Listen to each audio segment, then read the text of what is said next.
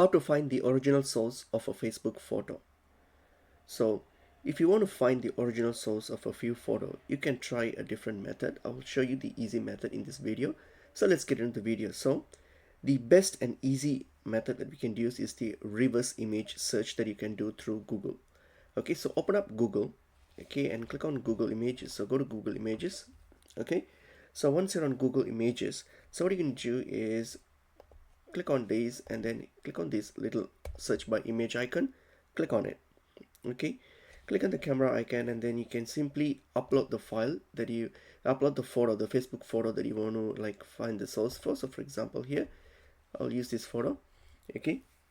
So upload the image. So once the image uploads, scroll down all the way down and you'll see this tab here, about this image. Click on this about this image option here and this will show you, okay, so this will show you where this image was posted. So especially look for the Facebook page. So for example here, there's a Facebook page here, so this is where it originally came from. So if you click on that, you'll be able to view the original Facebook post. And basically that's pretty much it. That's how you can that's how you can find the source of the original photo. So this is the easiest and best way to find at this point. Okay, hope the video was helpful. I will see you in a new video. Thank you.